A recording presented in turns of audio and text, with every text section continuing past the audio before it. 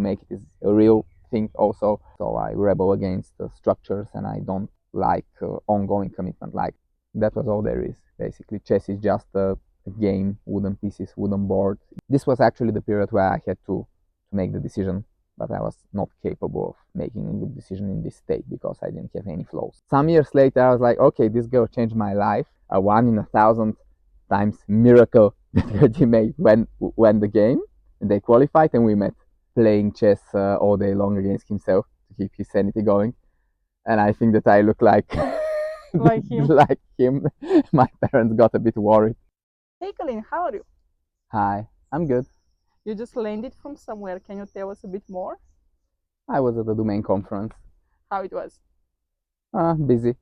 Did you have a good food? Oh yes, yes. I have good food everywhere.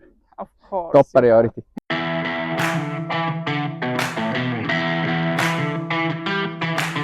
Never talked about the part of your life when you were very little, 3-4 years old till 18. We are most of the time jumping towards 20 plus, the chess, the dropping out, the businesses till nowadays. But I don't know how it was in the kindergarten. Do you have a fun story in kindergarten where maybe you were managing the kids? Oh, I was quiet and boring, I guess, in kindergarten and early school. Kind of lonely in my childhood. I spent a lot of time alone at home reading books. What books did you read? All kind of books, like fiction, non-fiction, science. I like, for example, when I was 5, I was very much into astronomy. I read like this thick astronomy book. You could read when you were 5. 4, actually. Wow. Who taught you to read? My mother. But because she was staying home and she was taking care of you, or because she didn't know what to do with you? No, no, it's just she was very helpful in my Development. intellectual development. Yes. Wow, wow. I had a classmate. I don't know if it's a classmate in kindergarten, a friend. He could read when he was 3 years old, and everybody was like, "Wow, we're stupid." He could read when he was 3, and he was reading us fairy tales, and all the teachers were like, "Ah, be like this guy." So now you are like this guy. You were the guy to be the example in the kindergarten. I don't know. I think many kids my age could read when they were 4 or 5. But this is weird. Nowadays, the kids cannot read till 8. Really? Yes. The first time that when they started reading is in first grade. Okay, but were you naughty or something, like, even if you were alone in the kindergarten, did you do something like some kind of a boo-boo and the teachers were like, Colleen, don't do this? Kindergarten was just boring. I didn't really like it that much. Okay, but your parents were working, right? I believe a lot, because you said that they were in the academic sector. Yes, I think they were. My mother, her like technical institute closed after the a bit later than the communist regime falling apart. So she had worked for some years later, and then she was laid off. So actually, that was very good for me, because after she was laid off and didn't have another job, she could help me with the chess, because she brought me all around to these chess tournaments, which I couldn't go alone because I was still like 9, 10, 11 years old. So she put you the fire about chess. It was your thing between you and your mom. No, she was just very helpful in just organizing it all, because a chess tournament is typically like a week. So it's if a parent is working and I play 8 1-week tournaments a year, the parent usually doesn't have 8 weeks of vacation, or maybe they want to do something else in their vacation. So basically, the fact that my mother was not working was very helpful for me to be able to play a lot of chess tournaments. But how did you start playing chess? I mean, who put this thing in your life? I was living in Denmark, in Copenhagen, for 2 years with my parents, and first year I was at one school, and then next year we went for the same time, but they decided to change the school, and it started a month later. So I had 1 month with literally nothing to do. So no friends, no hobbies, and no school. Such a boring life. So 1 month of nothing, and like in a foreign country. So I liked playing chess with my grandfather, and then when I was in Denmark, they bought me this like chess tablet that you could play against like a computer, but also a board. And I played against it all day long. And I guess my mother and father was like having doubts about my sanity. Stefan Zweig has a story about a person who I think ends up in a prison in solitary confinement and has nothing to do, and to help his sanity, he creates a chessboard out of I think food, pieces of bread and stuff, and start playing chess all day long against himself to keep his sanity going. And I think that I look like Like him. like him. My parents got a bit worried, so they Oh, said, okay, let's sign him up to a proper chess club with a proper coach and everything, so and that with he can human like beings. develop with human beings, play with human beings. Yeah. But did you had a moment in which you're putting a toy on the other side and you're playing with a toy? No. Because I heard a story. I'm going to tell you. I heard a story about a boy that was 8 years old and he's training chess. And because he was very shy and he didn't have friends, after school he was coming home. He was putting his toys around, like all the fluffy bear, bunny, horse, I don't know what else, to watch and to count, you know. And on the other side he was having an elephant or something like this, and he was playing with the elephant basically. And the parents were so worried and all the kids were joking with the poor boy. So it's good that they brought back the humanity in your life with the human beings. Yes, yes, and yeah, that sounds almost like me. Not quite, but almost. It was very interesting. Like in chess, you can see the turning points of life. You can see them very clearly. I remember my first chess tournament. I was training for like 1 or 2 months only, and it was the championship of Copenhagen under 9 years, I think. And I had to, like, uh, there was one player much stronger than me, but if I could be second, then I would qualify for the national championship. And I had to win a lot of games. Then I lost against this stronger player. I think it was a girl actually, girl and boys together, but girls are actually like more developed and smarter at 9 years old. So Yeah. uh, and I had to win the last game. I had to win the last game to qualify for this chess championship. And I remember like crazy dramas unfolding in this game. Like I remember to this day like losing my queen, and then he loses his queen, and then losing my rook, and then he loses his rook, and then I like win a knight, but then I lose another rook. Crazy stuff. Actually, I won a bishop, then lost another rook, and in the end, some absolutely losing position with bishop and a pawn against rook and two pawns. But somehow I did like crazy improvisation, and my pawn is queening at the end, and so he queens and I queen, and then I start this attack with queen and bishop, and I accidentally like checkmate his king, but like all of a like it's total chance, total Wow. stroke of luck, and because of this win, I I qualified for national championships, and national championship was a big deal because it was in Odense, in another town in Denmark. So I traveled with my parents, 9 years old, to go to national championship. Chess suddenly became a big deal in my life. So I had a 2-day tournament in another city. I felt like not like a professional, because at 9 you cannot feel like a professional, but I felt suddenly like, oh, this is a big deal. It's no longer a hobby. Maybe something will But come out of did this. this change happen for 1 week, 1 month, one night, or how much you were training in a club? I was training in the club for maybe 1 or 2 months because before this tournament, and then I qualified for the next tournament, which was like soon after, maybe 2 weeks after. So after maybe about only 2 months of training, I got to national championship in Denmark under 9, and I was third, which is Such something a that could big like luck. never happen in the current age, because in the current age, kids start training at like 4. So it was your thing. No, it was just then it was normal to start training chess at 8, but now if you want to become a professional, you start at 4. Even 3.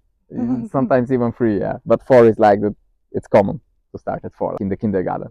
There are groups for chess in the kindergarten now, even in Bulgaria. They tried to put me in one, and I went once just to watch. And I said, nah, it's too boring. Let me go to play football or something like this. Football is better. I agree. Yeah, because you're chasing the ball. Yeah. You're having a movement. With the chess, I believe it's only the logic. Well, you're sitting and it's only the logic what's in your mind. Yes, but the very interesting thing is that like this game changed my life. The last game that I went against all odds and then qualified, and like probably would have been so serious about chess if this game had not been won against all odds. But there's also another super peculiar story in my life. I was like 22, I think, and I was just kind of phasing out chess. I think I already had started coaching and maybe had some interest in the digital and the internet, but I was still like very competitive and not intuitive. All of the changes in my life hadn't yet begun, and they began because I fell in love with a very beautiful girl that was like her in a beautiful, well, like off the charts. She was like so kind and caring, just lovely, and she changed me a lot. And this happened uh, when I was at basically one of my uh, last tournaments. No, I was at like just another tournament. I still hadn't give up, but she was at her very last tournament, like ever. She quit chess after this. And in this tournament, there was a qualification and then main tournament. And I was it was a team championship. I was at a strong team and arrived only for the main tournament, but she played qualifications with her team. So if her team cannot qualify, we would have never met. And some years later, I was like, okay, this girl changed my life, and I knew that it was like a big coincidence that we met at all. Let's see how her team qualified, because she told me that they barely qualified. There was one more decisive game, and I see this game, and her teammate was like absolutely supposed to lose, and they were never supposed to qualify. It was a 1 in 1,000 times miracle that her teammate won the game, and they qualified, and we met. Like total serendipity, because her teammate was a knight down against a former women's chess champion of Bulgaria, now a bit older but still like very quality player, and her teammate was a knight down and under a total mating attack. So like like you either get mated, or if you don't get mated, you're still a knight down and you still lose. And somehow game turned around, like but so in a totally crazy way. Uh, and Wow. and this game, which I had nothing to do, I was not even around. I had not even arrived to the tournament. So this game's result influenced like my whole life, which is crazy to think. How old were you? I was 22. So we're jumping 10 Yeah. years in front, because when you went in Denmark, just for the storyline, you were 8, Yes, yes, and you stayed in Denmark how many years? 2 years, but this was the second year. But the interesting thing is that my like chess life, it started with this game when I entered into chess due to a total crazy outcome of the game. Then I played chess for 14 years, and then thanks to like the Universe. interaction and the interaction and the talks with this girl, I became less competitive, and gradually I moved out of chess. And this also happened because of a single game which went against all odds, which was not my game this time, but another game. But like it was, I entered into chess like by the wish of the gods, and then I also exited. Like this shows how little control we have over our lives, because very small moments that like the butterfly effect is a real thing. Like extremely small moments, like one move at a game that someone else is playing while I'm on the other side of the country, like influence my whole life. Was this the moment that you decided to go with the flow in life? Yeah, that was the start of it. Because before this, I was extremely logical. Uh, so I was like incapable of, like not incapable, but super restricted in vulnerability, and thus unable to truly love. And I didn't have the flows, the meaning. I was just doing things for dopamine and for status. And I had all the wrong stuff in my life in the first 22 years. But she knew that you're in love with her. Were you a couple or just No, friends? we were not a couple. Actually, we like met only 3 times for 1 year, and like we were not together, but we chatted a lot. So you were So a very lot close of to each other. conversation. You We're had very a close bond. friends. Yeah, very close friends. And But about what you were talking, so that she changed your life. about everything, but it was not only the things we were talking, just the person who she was. You know, I was like, I'm a fool to chase these stupid status things in life, but there are other people who are so kind and just great without chasing these things. So I don't need actually this all So of this before, status, all of these achievements is just for nothing. so before you were an asshole, and then you became the kind and positive Kalin that we know. Yeah, kind of. I wouldn't say I was an asshole because I was like, I think I was a decent friend, but I was like incapable of more, you know, incapable of love, incapable of meaning, incapable of intuition. You didn't have any goal in life at this moment, most probably. I still don't have, but You but have. now I have a direction, a vision. Then I didn't have anything. You have a goal. We have so many projects that we are working on that they're gonna have an impact in the lives of millions of people. So we have some kind of direction that you're seeing, but in normal ways of saying it's a goal. Yeah, you can say so. I still prefer the word direction because we don't know where we know where we're going, but we don't know when we'll stop or where the exact We place we don't went. have this kind of smart goals like in this amount of time we're gonna achieve this. We're going with the No, flow. This is a funny fact for the people that are watching it that this is one of the internal conflicts in our team, that we don't have a structure, and that many times you need to explain to us we don't need a structure. We need to go with the flow. Everything that must be done is gonna be done with the time. yeah, we're like stem cells. We can become anything. Absolutely. Did you have any dream, like your first dream when you were a child? I'm gonna become this, I'm gonna become that. No, I wanted to do like physics, mechanics, like engineering, machine engineering was like my thing when I was let's say from when I was 6 to when I was maybe 12. Then I had a major choice at 12. I got into good math and natural sciences high school, and I got in two directions. I could do maths and computer science, or I could do physics. And this was one of the cases where my parents gave me good advice. They told me, go do maths because like no one wants to go do physics. So with the intellectual and level of the physics class will be much lower. While the maths and computer science, everyone wants to do it, so it will be higher, smarter kids. And smarter kids are also like less problematic. But there was a problem that it was called math and computer science, and I was more into like computer science part, but we did almost none of that. We just learned a little bit of programming, but just a tiny bit. But we did a ton of math, and it was really challenging. It was hard, and I got even more developed into this abstract, boxy, logical thinking that I didn't really need at this point in my life. Needed flows, but didn't get them from school. So basically, my high school was not a period of good progress. I didn't advance at chess a lot. Actually, like at 14, I was good, but then 14 to 18, I didn't advance a lot, and it was clear at 18 that probably won't become a professional, or at least not a good one. And finally, at 19, I made these pushes where I could just, oh, I'm a decent player, but I have bad results. Let's squeeze everything that I as chess skills and knowledge by combining it with the best like routines, mental health, also physical health, food. Everything you do during a chess tournament affects the game. So if you eat good food, if you keep a very positive mindset, if you don't obsess over the past, or over losses, over failures, um, then you could be playing better and have better results. And it worked. I gradually achieved top 1000 in the world.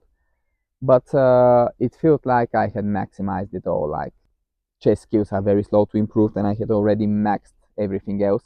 And this was very important in life because I learned that the relationships in life are almost all of them, they are bi-directional, so they go both ways.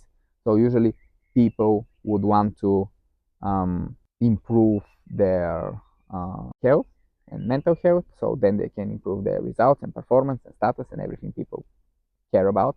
So the first is your Yeah, mental health, how you're feeling, yeah, how deep the you love foundation. yourself, People start from the foundation usually, so okay, and then results. and then is the success.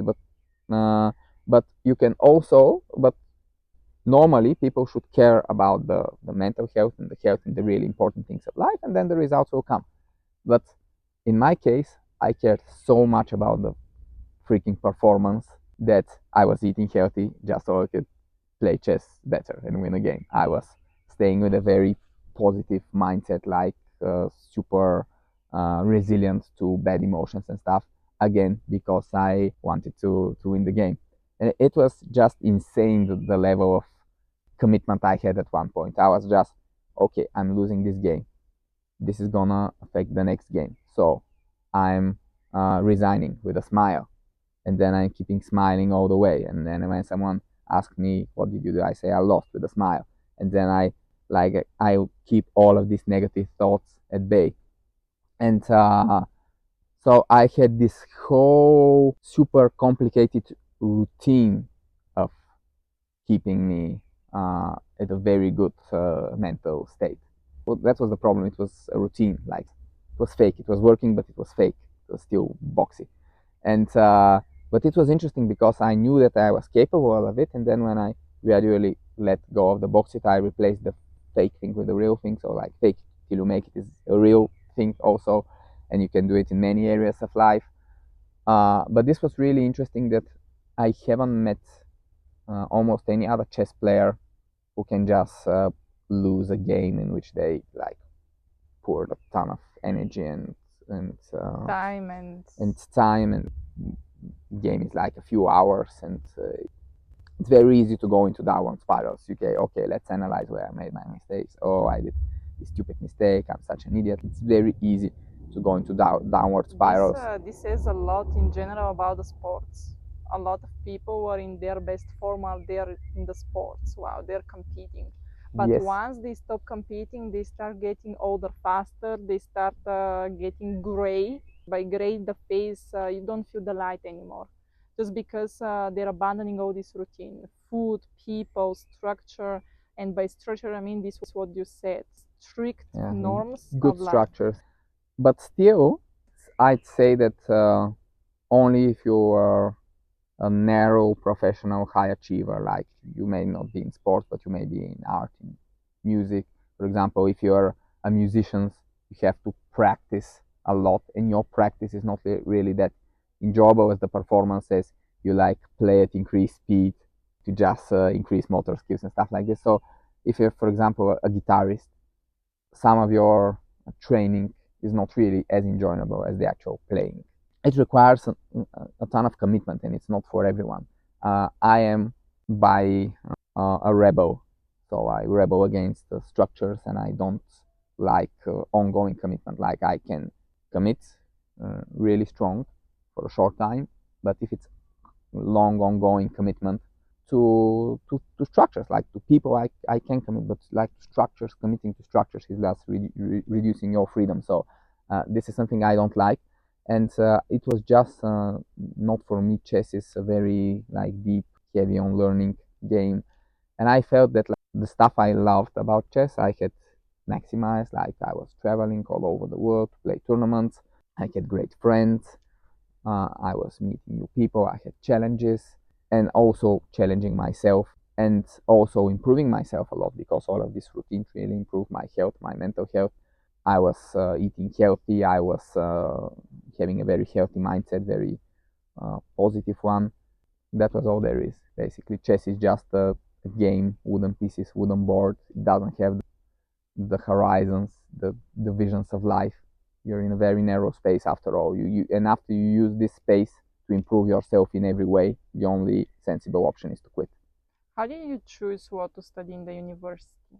Was it because somebody told you what to go to study, or because you were brainstorming it every day for 5 years and you decided it's gonna be this? It's obvious that it's not the last one because I know you, but still. The thing is that when I was 18, so that the year before I applied Graduated. for the university, I had 6 months of like a mild depression where like nothing was really working in my life, and I had lost the ability to feel true joy. It was like everything was like watered down. It was not bad depression if you cannot get out of that. I was still doing the things I was doing anyway. I didn't change my behavior that much, but like things were not giving me a lot of joy. And yeah, they were like I had started drinking more alcohol and like didn't feel any sense of meaning. And I got out of this by playing more computer games, specifically Age of Empires, so like Hunter mode. But this was actually the period where I had to make the decision, but I was not capable of making a good decision in this state because I didn't have any flows. And so I just went with the flow. Basically, if you go into maths and science high school, then you go for computer science. And there were two universities, better and worst one. And I consciously got into the worst one, although I was accepted at both. The good thing is that even though I was in my not my best state, my high school gave me such an amazing background in mathematics that I just aced the exams. This was not a problem because like we had double the classes for mathematics with a much better teacher at a much higher level. So just even in my bad state, I aced the exams. Did your parents prepare you for the exams? No, they only helped me with when I was 12, when I was going with to the high school. But for the university, I was just like Do it alone. by this moment, my relationship with my parents was a bit strained, so didn't really have a lot of influence on me.